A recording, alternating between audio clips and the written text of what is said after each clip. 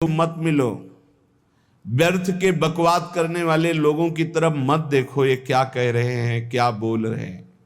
और तुम भी व्यर्थ का बकवाद मत करो। अपने समय को कीमती मान करके निरंतर प्रिया प्रीतम का नाम जप करो, उनके गुण लीला गाओ, उनकी सेवा में रहो। कभी प्रपंच की बातें, कभी प्रतिष्ठा का चिंतन, कभी नाना प्रकार के मान सम्मान का चिंतन, ये घुसने ना पावे हृदय में। बहुत सावधान रहना चाहिए साधक को। ऐसी बातें देखो मत, ऐसी बातें सुनो मत जिससे तुम्हारा हृदय उद्विग्न होकर प्रभु का चिंतन छोड़ दे। बंद करो अभी। अन्य लोगों के संग का त्याग कर दो, जो भगवत विमुख वार्ता करते हैं, संत निंदा करते हैं, दूसरों की निंदा करते हैं। कुछ हाथ नहीं लगता, ये लोग दुर्गति को प्राप्त होने वाले हैं। भक्तन निंदा अति बुरी भूल करे जिन कोय, किए सुकृत बहुजन्म के छिन में दारे खोए। पर निंदा के किए ते नहीं, आवत नहीं कछुआत, मूर्ख पर्वत पाप को ले चल अपने साथ। तो अलम कश्याप संगत्या, ऐसा संग मत करो जिनके पास बैठने से भक्त निंदा, जन निंदा, भगवत निंदा हो। ऐसे से दूर रहो। अलम, बंद कर दो ऐसे लोगों का संग। रात दिन हम श्यामा श्याम का नाम जप करेंगे, श्यामा श्याम के लीला गुण गाएंगे, श्यामा श्याम के ही धाम का शोभा का चिंतन करेंगे। जब तुम अपना जीवन श्यामा श्याम के चरणों में न्यौछावर कर दोगे तो पूरा भार श्यामा श्याम ले लेंगे और तुम्हारे हृदय में मस्ती आ जाएगी। जो ऐसा निश्चयी होता है, दृढ़ निश्चयी, उसके अंदर दृढ़ विश्वास, तो उसके हर समय भगवान की स्फूर्ति होती रहती है। भारी प्रतिकूलता में भी भगवान का सानिध्य अनुभव होता है। वो अनुकूलता में तो भगवान के दुलार को देखता है, लेकिन प्रतिकूलता में भगवान की विशेष कृपा को देखता है। ये संयोग, ये वियोग, संसार की ये द्वंद्वमयी वृत्तियां भक्तों के हृदय में नहीं चुभती। आए की हुज्जत नहीं, गए की तलाश नहीं, क्योंकि नित्य संयोग भगवत स्मृति के प्रभाव से प्रभु का रहता है। शोक, विषाद बहुत ध्यान देने योग्य विषय है। तभी लोगों को ऐसा लगता है कि ऐसा कैसे हो सकता है। भक्त के चरित्रों को जब सुनते तो लगता है ऐसा कैसे हो सकता है, ऐसी परिस्थिति में भी ऐसा कैसे हो सकता है। क्योंकि तुम मानसिक बुद्धि से युक्त हो और वो भागवतिक स्थिति से युक्त है, इसलिए तुम उसको पार पा ही नहीं सकते। जब तुम अपना जीवन श्यामा श्याम के चरणों में समर्पित कर देते हो हृदय से, फिर उनकी कृपा से सब विघ्न दूर हो जाते, एक अपार मस्ती रहती है। नहीं तो शोक, विषाद, दुख, क्लेश, कष्ट, संताप, भय, उद्वेग, ये सदैव सताते रहते हैं। इसी से डिप्रेशन होता है। बार बार नकारात्मक चिंतन, शोक, विषाद, दुख, चिंता, क्लेश, संताप, भय, उद्वेग, यही पूरे मानसिक स्तर को नष्ट कर देते हैं। उत्साहहीन जीवन हो जाता है। जब तुम श्यामा श्याम को समर्पित हो जाते हो तो ये सब प्रवेश भी नहीं करते, एक अपार मस्ती बनी रहती है। अब क्या होगा? श्यामा श्याम जो करेंगे वही होगा। श्यामा श्याम पता नहीं कैसा करे, नहीं, वो सदैव मंगल भवन है, वो जो करते महामंगल होता है। यह निश्चय उपासक के हृदय में आ जाना चाहिए। इसलिए अपना सारा मन, सारी बुद्धि, सारा जीवन, प्रत्येक श्वास प्रभु को अर्पण कर दो। फिर देखो तुम निहाल हो जाओगे। दुख, शोक, विषाद, क्लेश, कष्ट, संताप, भय, उद्वेग, ये उसी को व्यापते हैं जिसने अपने जीवन को प्रभु के चरणों में अर्पित नहीं किया।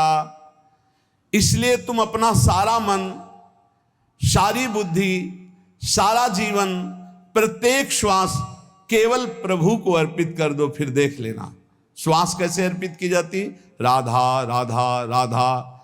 बुद्धि कैसे अर्पित की जाती है, एकमात्र निश्चय कि भगवत सुख ही सुख है, ये जागतिक सुख सुख नहीं, ये दुख है, ये ऐसा दलदल है जिससे आज तक कोई नहीं निकल पाया।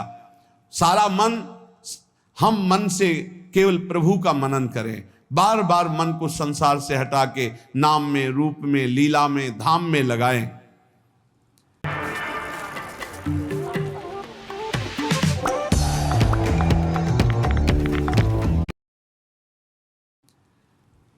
बहुत प्रसन्नता हो जाती है उस उपासक के हृदय में जो अपना मन बुद्धि प्रभु के चरणों में अर्पित कर देता। भगवान ने तो इसको बहुत उत्तम स्थिति बताया है कि मेरे से कभी वो अलग हो ही नहीं सकता यदि मन बुद्धि अर्पित कर दिया। मय्येव मन आधत्स्व मयि बुद्धिम निवेशय, तो निवश्य मयि एव अत ऊर्ध्वं न संशया, बिल्कुल संशय नहीं, वो मेरे में ही निवास करेगा जिसने मन और बुद्धि अपनी मेरे में अर्पित कर दी। बहुत प्रसन्नता रहेगी उस उपासक के जीवन में जो अपने आप को मन बुद्धि सहित प्रभु के चरणों में समर्पित कर दिया है। भगवान का आश्रय लेने वाले की पहचान है हर परिस्थिति में प्रसन्न रहना। देखो आप भगवद आश्रित हो कि नहीं, देखो अनुकूल परिस्थिति में तो सब प्रसन्न रहना, लेकिन प्रतिकूल परिस्थिति में प्रसन्न रहना ये भगवान के भक्तों का लक्षण है। हर परिस्थिति में प्रसन्न रहना ये भगवान के भक्तों का लक्षण है। आनंदगन भगवान का आश्रय मिलते ही आनंद छा जाता है हृदय में। उनके पास आनंद का अभाव होता ही नहीं है। जैसे सूर्य का प्रकाश उदय होते ही सूर्य का प्रकाश संपूर्ण अंधकार को नष्ट कर देता है, ऐसे ही भगवान का संपूर्ण आश्रय लेते ही सब दुख चिंता शोक नष्ट हो जाते, आनंद ही आनंद।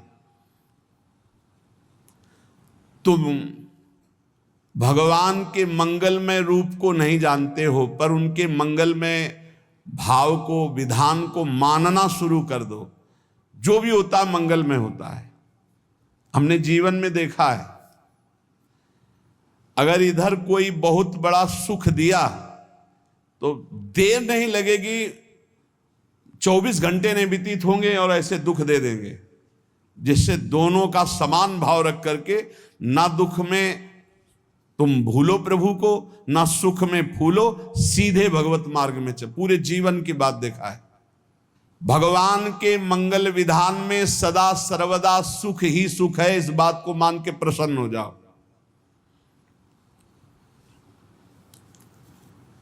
जब भगवान का भजन करने वाले की तन्मयता बढ़ती है भजन में, तो द्वेषी जन अपने आप तैयार हो जाते हैं। भक्त कभी किसी से द्वेष नहीं करता, अपने आप वो द्रोह करने लगते। तो नरसिंह मेहता जी से बहुत गांव के कई लोग थे जो जलते थे, ऐसे जलते थे कि अब क्या करें, कैसे मिटा दे नरसिंह मेहता जी को। अब उपाय तो मिल नहीं रहा था। तो एक दिन संतों की मंडली आई और उन्होंने कहा कि हम रास्ते में कोई चोर आदि धन ना ले ले, इसलिए यहां से किसी की हुंडी चलती है क्या द्वारिका में? पहले ऐसा था। बोले हाँ हमारे यहाँ बहुत बड़े सेठ हैं नरसिंह मेहता जी, पर आप कहोगे वो मना कर देंगे। कई बार कहोगे, अगर वो स्वीकार कर ले तो वहां। और उनका लक्ष्य था कि नरसिंह मेहता जी की तो खाने की भी सुविधा नहीं थी, हुंडी कहाँ की बात आई। उनका था कि जब वो ना कहेंगे तो संतजन नाराज हो जाएंगे, अगर हाँ कह दिया तो वहां हुंडी चुकेगी नहीं, तो संतजन अपने आप इनको शाप दे देंगे, अपराध बन जाएगा, ये नष्ट हो जाएंगे। संतों को भेजा नरसिंह मेहता जी ने, सबकी दंडवत की, चरण पखाड़े। तो उनका ये इतना रुपया है, द्वारिका में साधु सेवा हम करेंगे, वहां तुम्हारी हुंडी चलती है, तो आप अरे उनका आप कहाँ भूल रहे हो, यहाँ खाने की भी व्यवस्था। बोले हमें सब पहले से बता दिया गया कि आप मना करोगे, बार बार मना मत करो, हमें पता है।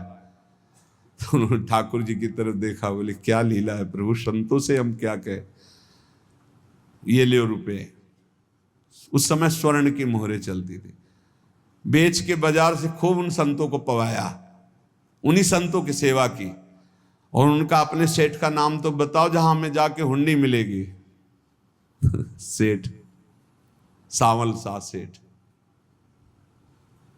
संत जन गए वहां, पूछा कि नरसिंह मेहता जी का जिन सेठ से परिचय, उनका नाम सावल शाह सेठ, उनकी गद्दी कहाँ है?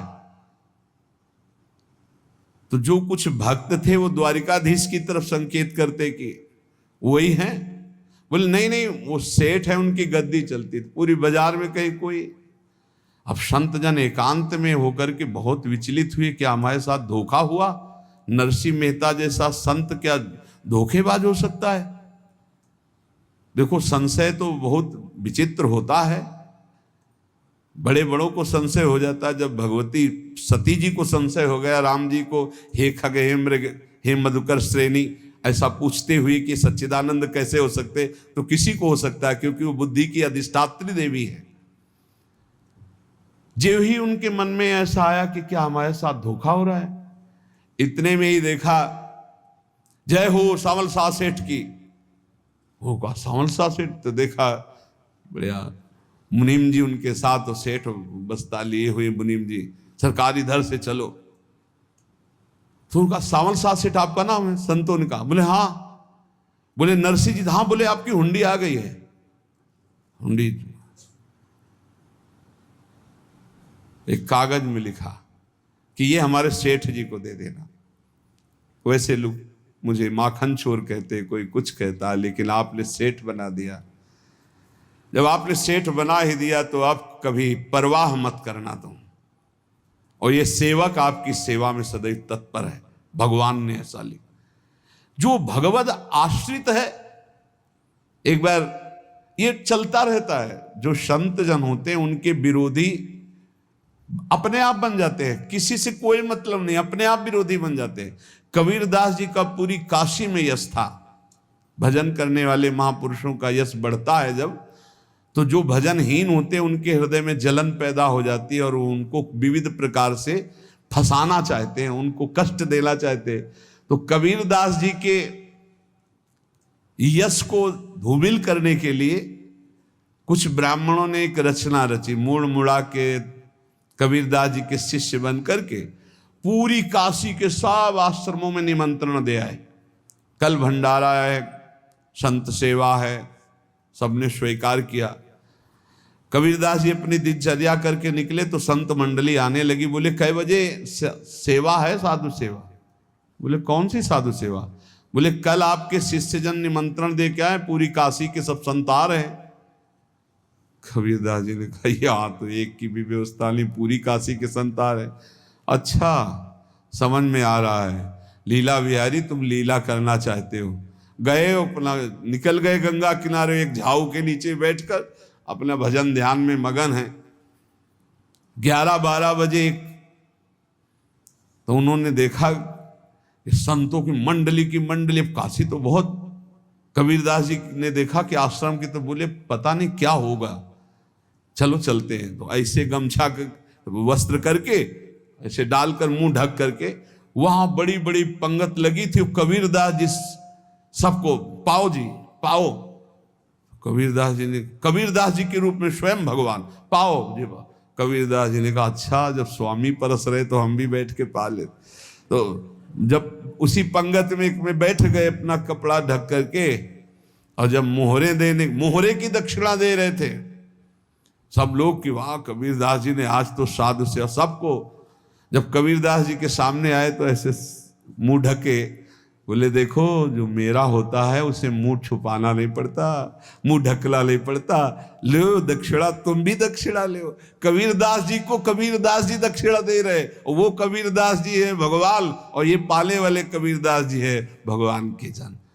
कभी भगवान अपने, अरे जमाने जोर लगा ले, कितना जोर लगाएगा, भक्त और भगवान का झंडा कभी न झुकने पाएगा। बिल्कुल चिंता, शोक, भय, उद्वेग रहित जीवन भगवद आश्रित,